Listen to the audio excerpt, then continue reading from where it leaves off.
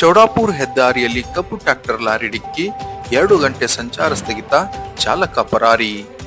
ವೀಕ್ಷಕರೇ, ಅಫಜಲ್ಪುರ ತಾಲೂಕಿನ ಚೌಡಾಪುರ ಗ್ರಾಮದ ಹೆದ್ದಾರಿಯಲ್ಲಿ ಬುಧವಾರ ಸಂಜೆ ಕಬ್ಬು ತುಂಬಿಕೊಂಡು ಬರುತ್ತಿದ್ದ ಟ್ರ್ಯಾಕ್ಟರ್ ಹಾಗೂ ಎದುರುಮುಖದಿಂದ ಬರುತ್ತಿದ್ದ ಲಾರಿ ನಡುವೆ ಡಿಕ್ಕಿ ಸಂಭವಿಸಿದ ಪರಿಣಾಮವಾಗಿ ಸುಮಾರು 2 ಗಂಟೆಗಳ ಕಾಲ ರಸ್ತೆ ಸಂಚಾರ ಸಂಪೂರ್ಣವಾಗಿ ಸ್ಥಗಿತಗೊಂಡಿತ್ತು.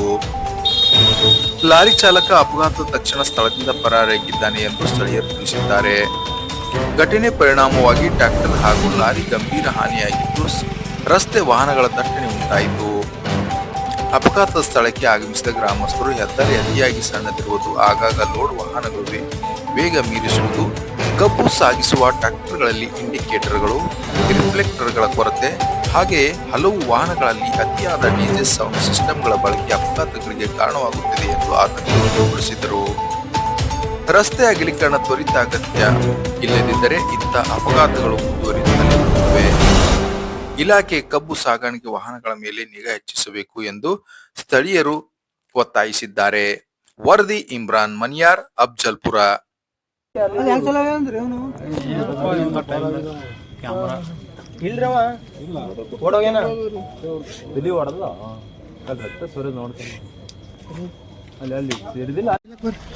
ಬಾಬಾ ಇಟ್ಟು ಕಾಣುತ್ತ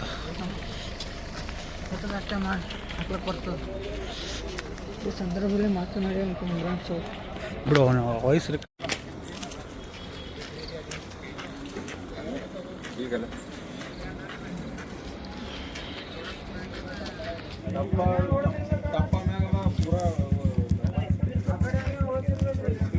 ಬರಲೇ ಲೈಟ್ ಬರಲಿದ್ರು ನಾವು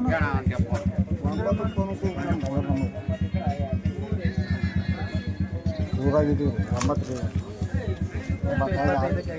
9 6 ನಿಮಿಷ ಫೋನ್ ಹಚ್ಚಿ ಅದು ನಾ ಫೋನ್ ಹಚ್ಚಿರಿ ಅವನಿಗೆ ರೀ ಟೋಕನ್ ಹಚ್ಚಿರಿ ಏನು ಮಾಡಿರಿ ಅಂತೇಳಿ ಅವಾಗ